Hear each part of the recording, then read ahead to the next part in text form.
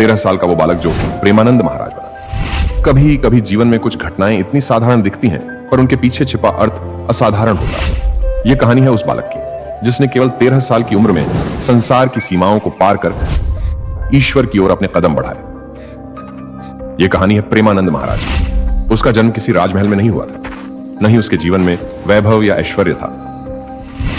वह एक सामान्य परिवार में जन्मा बच्चा था, मासूम, चंचल और प्रेम से भरा हुआ।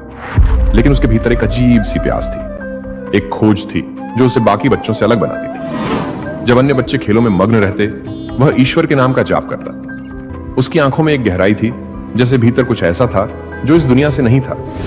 धीरे धीरे उसकी उम्र बढ़ी, पर मन में वही प्रश्न बार बार उठता रहा, क्या यह जीवन केवल खाने, सोने और बड़े होने के लिए है? क्या इसके पार भी कुछ है? कभी रात के सन्नाटे में वह आसमान की ओर देखता और तारों से बात करता, जैसे पूछ रहा हो, भगवान आप कहां हैं? मैं आपको कब देख पाऊंगा? माता पिता उसे समझाने की कोशिश करते, कहते कि समय आने पर सब समझ आएगा, पर उस बालक का मन नहीं मानता था। वह कहता, मैं भगवान को अभी देखना चाहता हूं, उनसे 13 साल की उम्र में, जब बच्चे अपने परिवार की गोद से दूर जाने की सोच भी नहीं सकते। उस रात उन्होंने चुपचाप अपने माता पिता को प्रणाम किया और निकल पड़े एक ऐसी यात्रा पर जो उन्हें संतत्व की ऊंचाई तक ले जाएगी। साथ में केवल 4 चीजें, गीता, कुशा का आसन, पीतल का लोटा और एक चादर। 15 किलोमीटर पैदल चलकर वे एक प्राचीन शिव मंदिर पहुंचे। भूख, प्यास और थकान से शरीर टूट रहा। वे शिवलिंग के सामने बैठ गए और मन ही मन बोले, अब जो होगा भगवान की इच्छा से होगा। इतना सोचकर अनिरुद्ध शिवलिंग के सामने ध्यान में मग्न हो गए। तभी एक आवाज ने उनका ध्यान तोड़ा। उन्होंने देखा कि मंदिर के दरवाजे पर एक आदमी खड़ा था। उस व्यक्ति ने कहा, बेटा, यहां एक सूरदास स्वामी रहते हैं, क्या तुम्हें पता है वे कहां गए हैं? अनिरुद्ध ने शांत स्वर में कहा, मुझे नहीं पता, मैं तो अभी अभी यहां आया हूं। वो व्यक्ति बोला, मैं स्वामी जी के लिए कमंडल में दही लाया था, अब वह है नहीं तो तुम ही पी लो, मैं इसे वापस नहीं ले जा सकता। ऐसा कहते हुए उसने दही का बर्तन अनिरुद्ध को थमा दिया। अनिरुद्ध ने अपने पीतल के लोटे से 3 से 4 लोटे दही पिया।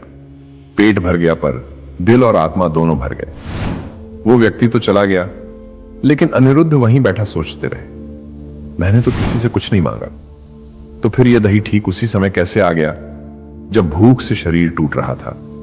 और तब उस 13 साल के बच्चे को समझ आया, यह कोई संयोग नहीं था, यह भगवान शिव का संकेत था। वे अकेला नहीं है, हर कदम पर कोई है जो उनका ध्यान रख रहा है। उस क्षण वो 13 साल का बालक शिवलिंग से लिपटकर फूट फूट कर रो पड़ा।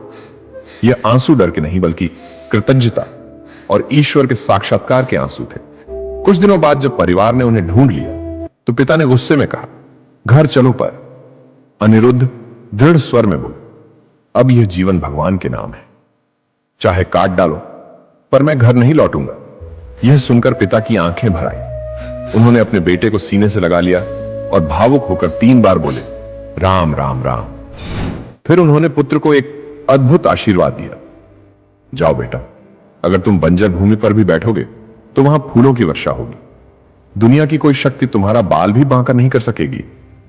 पर याद रखना, अगर कभी किसी की बहन या बेटी की ओर गलत नजर डाली तो फिर तुम्हारा अंत निश्चित होगा। महाराज जी ने हाथ जोड़कर कहा, पिताजी, यह दिन कभी नहीं आएगा। मैं जीवन भर ब्रह्मचर्य का पालन करूंगा और कभी आपका विश्वास नहीं तोड़ूंगा।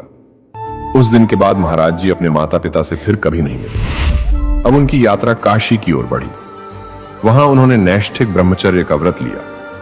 नाम मिला आनंद स्वरूप ब्रह्मचारी। उन्होंने तुलसी घाट को अपनी तपोस्थली बनाया। दिन में 3 बार गंगा स्नान, रात में पीपल के पेड़ के नीचे ध्यान, यही उनकी दिनचर्या बन गई। जमीन उनका बिछौना थी, आकाश उनकी छत।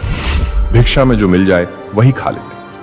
कभी कभी कई दिनों तक भोजन न मिलता, तब गंगा की रेत और जल से पेट भर लेते। पर मन में एक भी शिकायत नहीं, केवल भक्ति, केवल साधना। हर सुबह उनकी साधना की आवाज गूंजती, सा सदाशिव, सा सदाशिव। साल बीतते गए, लेकिन एक रात जब ध्यान में बैठे थे, अचानक उन्हें लगा आज कुछ विशेष होगा। वह क्षण आया जब भगवान शिव स्वयं उनके सामने प्रकट हुए। त्रिशूल धारण किए, गले में रुद्राक्ष, आंखों में असीम करुणा। न कोई चमत्कार, न कोई प्रकाश, बस एक पिता अपने पुत्र से मिलने आया हो।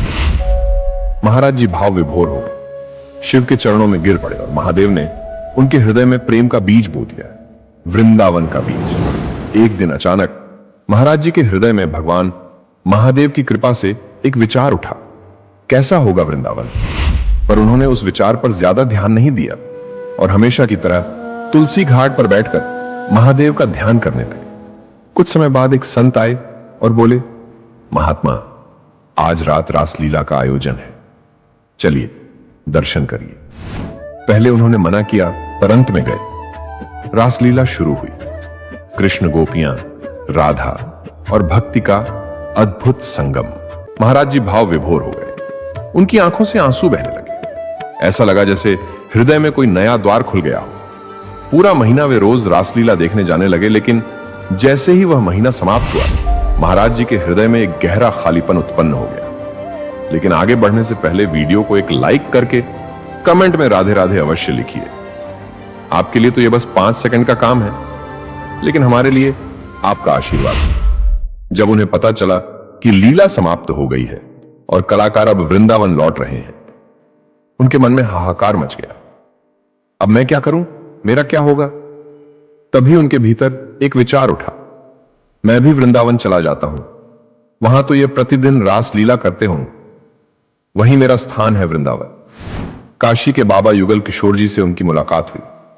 महाराज जी ने कहा, क्या आप मुझे वृंदावन ले जा सकते हैं। बाबा मुस्कुराए, क्यों नहीं, कल चलेंगे। चित्रकूट होकर वे वृंदावन पहुंचे और उसी क्षण से उनकी नई पहचान बनी। स्वामी प्रेमानंद गोविंद महाराज, वह अब केवल शिव भक्त नहीं रहे, अब वे बन चुके थे राधा कृष्ण प्रेम के साक्षात प्रतीक। एक ऐसा संत जिसे हिंदू भी मानते हैं, मुसलमान भी पूजते हैं और विराट कोहली जैसे लोग भी श्रद्धा से नतमस्तक होते हैं। क्योंकि यह कथा केवल एक मनुष्य की नहीं, यह भक्ति की जीवित मिसाल है, जहां शरीर कमजोर पड़ गया पर आत्मा ने विज्ञान को चुनौती दी।